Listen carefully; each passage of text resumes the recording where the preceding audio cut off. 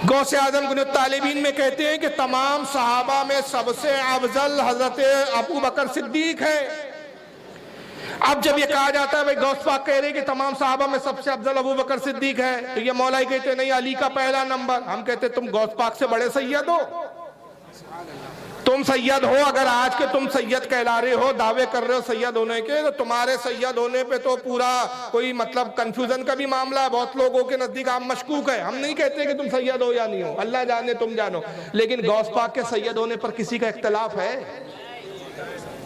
کوئی مائیکل آل کہہ سکتا ہے غوث اعظم سید نہیں ہے؟ تو غوث پاک تو غنیۃ الطالبین میں لکھ رہے تمام صحابہ میں سب سے افضل پہلے نمبر پر ہے ابو بکر صدیق۔ آپ کہ یہ افضلیت، عقیدہ افضلیت کیا ہے؟ کیا قرآن و سنت نے اس کا بیان کیا ہے؟ اس کا معیار کیا ہے؟ افضل کون ہے، مفضول کون ہے؟ اور اس امت کے اندر یہ جو دو دھڑے ہیں، یعنی ایک یہ کہتے ہیں کہ حضرت علی ہیں، ایک دھڑا یہ کہتا ہے کہ حضرت ابوبکر رضی اللہ عنہ ہیں، تو آپ کا اس حوالے سے کیا نقطہ نظر ہے اور ہم کیسے فیصلہ کریں گے؟ اس کا کوئی معیار قرآن و سنت کی روشنی کے اندر ہے تو آپ بیان۔ دیکھیں مفتی صاحب، سب سے پہلے تو میں یہ عرض کرنا چاہتا ہوں کہ مجھے یہ کتاب جو ہے یہ لکھنے کی کیوں ضرورت پیش آئی۔ میں نے 1500 سے زائد قرآنی آیات سے اور 50 سے اوپر جو مدار فضلیت جو قرآن میں بیان ہوئے اور 5000 کے قریب آقا علیہ الصلوۃ والسلام کی احادیث، 250 کے قریب اصحاب کے، پھر محدثین، مفسرین، مجددین کے جو اقوال ہیں، پھر امہات المومنین اہل بیت اطہار، ان کے ریفرنسز دے کر میں نے یہ جو کتاب ساری دنیا کے سامنے پیش کی ہے۔ اس کی مین وجہ یہ تھی کہ جب بھی ہم کسی پروگرام میں جاتے تھے یا سنتے تھے، بریلوی جو علماء ہوتے ہیں بالخصوص، وہ کہتے تھے بھائی جو حضرت ابوبکر صدیق کو بعد از انبیاء افضل نہیں مانتا، گمراہ ہے، فلاں ہے، یہ ہے، وہ ہے، سنی نہیں، رافضی ہے، شیعہ ہے، جہنمی ہے۔ تو جب اس طرح کی وہ باتیں کرتے تھے تو پھر ہم نے سوچا کہ یار یہ جو اتنا زور دیتے ہیں کہ بعد از انبیاء افضل البشر بالتحقیق حضرت ابوبکر صدیق جو نہیں مانتا، اس کا سنیت کے ساتھ کوئی تعلق نہیں، کوئی واسطہ نہیں، کوئی رشتہ نہیں، وہ رافضی ہے، شیعہ ہے۔ تو میں بڑا پریشان ہوتا تھا، میں کہا یار یہ کیسا طریقہ ہے کہ انہوں نے اس کو کس کیٹیگری پہ لے گئے ہیں، اس کو ایمان ہی بنا دیا اس معاملے پہ، جو ابوبکر صدیق کو افضل نہیں مانتا اس کو گمراہ کہہ رہے ہیں، سنیت سے نکال رہے ہیں۔ تو پھر میں نے قرآن مجید فرقان حمید کی طرف جو ہے نا رجوع کیا۔ اچھا، الحمد کی الف سے لے کے الناس کی سین تک، اور یہ میں آپ کو چیلنج کر رہا ہوں پوری دنیا کو، کوئی ایک مجھے ایک آیت مجیدہ ایسی نہیں ملی جس میں یہ جو مولوی صاحب کا سودا ہے، یہ جو چورن بیچ رہے ہیں، اس کی کوئی مجھے دلیل ملے۔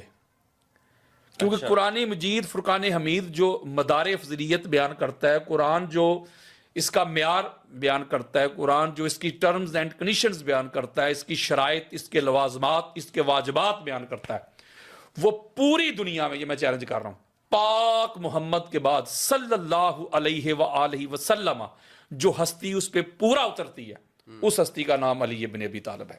اور اگلی بڑی خاص بات ہے، مفتی صاحب آپ صحاح ستہ پڑھ کے دیکھ لیں بے شک، یا اہل سنت کے مدارس میں ایک امام نظام الدین شاشی کی کتاب پڑھائی جاتی ہے، اصول شاشی، بڑی معروف کتاب ہے، اس میں بھی یہ لکھا ہوا ہے، بلکہ میں اوپر جا رہا ہوں، حضرت معاذ ابن جبل رضی اللہ تعالی عنہ کو جب آقا علیہ الصلوۃ والسلام نے جسٹس بنا کے، قاضی بنا کے یمن کی طرف بھیجا تھا، تو سوال کیا تھا کہ اے معاذ تو جسٹس بن کے، قاضی بن کے تو جا رہا ہے، بتا تو فیصلے کیسے کرے گا؟ بما تقضی یا معاذ۔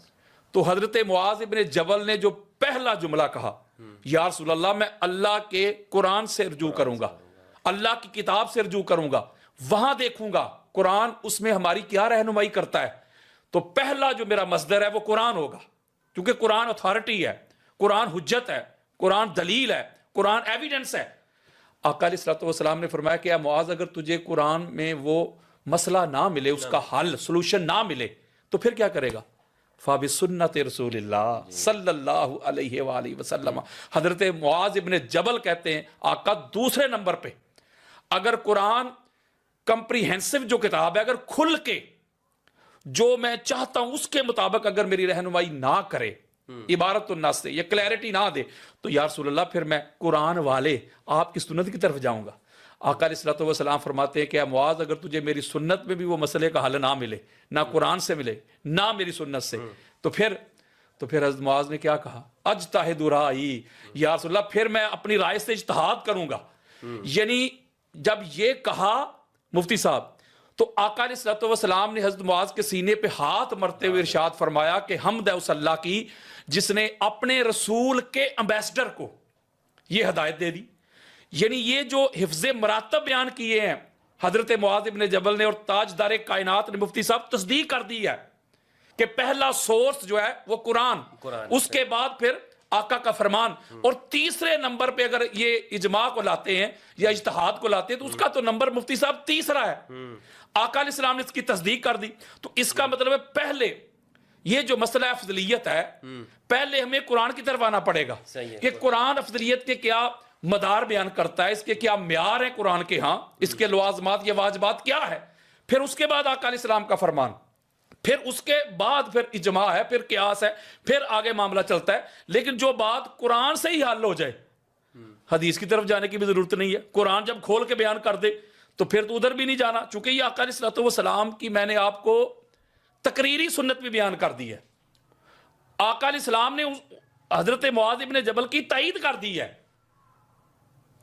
اجماع کی طرف نہیں گئے۔ اور ایک اور بڑی خاص بات ہے مفتی صاحب، یہ میں نچوڑ دینے لگا ہوں خدا کی قسم، اچھا یہ کرم دینے لگا ہوں جو ادھر سے ہوا ہے۔ سب سے پہلی بات جب ملا حضرات یہ کہتے ہیں مفتی صاحب، تھوڑا سا مجھے ذرا ٹائم چاہیے پھر میں اگلا سوال لوں گا آپ کو۔ ملا حضرات کہتے ہیں بھائی حضرت ابو بکر صدیق افضل ہیں، لیکن مجھے آج تک سمجھ نہیں آئی سوائے اس بات کے کہ بھائی فضائل اور ہیں، کلی فضیلت اور ہے، جزوی فضیلت اور ہے، افضلیت مطلقہ اور ہے، یہ ہے وہ ہے، اگر مگر۔ پہلی بات میں چیلنج کر رہا ہوں آپ کے ذریعے سے، اللہ کے فضل و کرم سے، در علی المرتضیٰ کا میں ایک نوکر ہوں، ایک منگتا ہوں، ایک دیوانہ ہوں، ایک پروانہ ہوں، ایک بیکاری ہوں، چیلنج کر رہا ہوں، وہ اللہ کے بندو پہلے سب سے پہلے تو افضل کی طرف آؤ نا۔ افضل کا معنی تو دیکھو، لغت کے پوائنٹ آف ویو سے چیک کرو، یا اصطلاحی ٹرم چیک کرو، یا اس کا روٹ ورڈ تو دیکھو، اس کا اوریجن، اس کا مادہ تو چیک کرو نا کہ یہ افضل ہے کیا۔ ہم جو کہہ دیتے ہیں بھائی فلاں بندہ جو ہے نا یہ قاضی ہے، تو قاضی کیوں کہیں گے؟ اور بھائی وہ جسٹس ہوگا، کوئی فیصلے کرے گا، اس کرسی پہ بیٹھا ہوگا تو اسے قاضی کہیں گے نا۔ ہم کہتے ہیں بھائی فلاں بندہ جو ہے نا وہ نعت خواں ہے، تو کسے نعت خواں کہیں گے؟ جو نعت پڑھے گا۔ فلاں بندہ شاعر ہے تو کسے کہیں گے؟ جو شعر کرتا ہو، جو پوئٹری پیش کرے گا۔ فلاں بندہ خطیب ہے جو خطاب کرے، فلاں بندہ عالم ہے جو علم رکھتا ہو۔ تو اس کا مطلب ہے کہ کسی بھی ڈپارٹمنٹ کی طرف آپ جائیں، کسی بھی منصب کی طرف جائیں، عہدہ کی طرف جائیں، جو اس کی ڈیمانڈ، جو اس کی ٹرمز اینڈ کنڈیشنز ہوتی ہیں، اگر وہ بندہ پوری کرتا ہے مفتی صاحب تو پھر وہ ٹائٹل کا حقدار ہوتا ہے۔ یہ افضل جو ہے نا مفتی صاحب، افضل کا مادہ ہے فضل۔ یہ توجہ آپ کی چاہوں گا، آپ کو تو سبق سنا رہا ہوں۔ افضل کا مادہ ہے فضل، فضل کی جمع ہے فضائل۔ یعنی یہ جو کہتے ہیں نہیں فضائل سے نہیں، وہ مولوی صاحب جس کا بھی آپ نے نام لیا وہ کہتا تھا نہیں فضائل نہ پڑھیں، فضائل سے کوئی بندہ افضل نہیں ہوتا۔ میرا دل کرتا ہے میں کیا کہوں، جو بندہ کہتا ہے نا فضائل سے بندہ افضل نہیں ہوتا، میرا دل کرتا ہے اس کو ذرا ایک دفعہ بتاؤں تو صحیح اچھے طریقے سے پکڑ کے کہ فضائل کے بغیر مجھے افضل تو ثابت کر۔ افضل کا مادہ ہے مفتی صاحب فضل، جی بالکل، فضل سے ہے افضل، اور افضل کا جو معنی ہے وہ ہوتا ہے اعلیٰ، عرفہ، بڑھوتری، فضائل میں سب سے زیادہ ہونا، اسے کہتے ہیں افضل۔ جس کے پاس زیادہ فضل ہوگا وہ افضل۔ مثلا عالم، عالم کا مادہ علم، عین لام اور میم۔ اب مجھے بتائیں اگر کسی کے پاس یہ مادہ عین لام اور میم علم نہ ہو اسے عالم کہیں گے؟ نہیں۔ اور عین لام اور میم سے بنا معلم، معلم کا مادہ بھی یہی ہے۔ اس کا مطلب ہے کہ معلم وہی ہے جس کے پاس علم ہو۔ عین لام اور میم سے بنا متعلم، علم پڑھنے والا، گین کرنے والا۔ اسی سے بنا علیم، عین لام اور میم سے جاننے والا۔ اسی سے بنا معلوم، وہ بھی جاننا آ گیا۔ تو اس کا مطلب ہے کوئی بھی مادہ ہو، میں آپ کو ہزار ادھر مثالیں دے سکتا ہوں کہ مادہ سے ہی لفظ بنتا ہے، اس کا معنی وہ سیم رہتا ہے، جیسے والدہ، والد، والدہ، مولود، میلاد، ولادت۔ یعنی کہ جو مادہ ہوتا ہے نا، مادہ وہ جہاں جہاں آپ کو ملے گا اس کا معنی وہ ملے گا۔ صحیح ہے. تو یہ جو افضل ہے مفتی صاحب، اس کا جو مادہ ہے، اس کا جو اوریجن ہے وہ ہے فضل، اور فضل کی جمع ہے فضائل. تو پتہ چلا جس کے پاس فضائل ہوں گے، جس کے پاس وہ فضل ہوگا وہی افضل ہوگا. فضل نکل جائے افضل نہیں، علم نکل جائے عالم نہیں، علم نکل جائے معلم نہیں.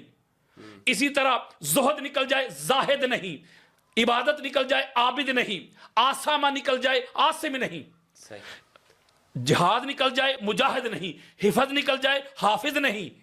تو اس کا مطلب یہ ہوا کہ جو بھی اس کی ڈیمانڈز ہیں، جو اس کی ٹرمز ہیں، جو اس کی کنڈیشنز ہیں، جب وہ اس میں ہوں گی تو پھر وہ اس کو افضل کہیں گے. اب یہ جو فضل کا مادہ ہے مفتی صاحب، فضل، اب یہ فضل آپ کو، یہ میں چیلنج کر رہا ہوں، فضل کا مادہ آپ کو جہاں بھی ملے، گالی مک گئی. جیسے میں نے کہا نا کہ علم، عین، لام اور میم جہاں ملے، معنی اس کا جاننا ضرور ہوگا، نالج، فہم، ادراک، ایجوکیشن ضرور ہوگا. اسی طرح یہ جو فضل ہے جہاں بھی آپ کو ملے اس کا معنی ضرور ہوگا بڑھوتری، برتری، نیکیاں، بزرگی، کثرت. یہ بالکل اس میں ہوگا. مثلا فضل، یہ فضل جو مادہ ہے، فضل سے بنا فاضل.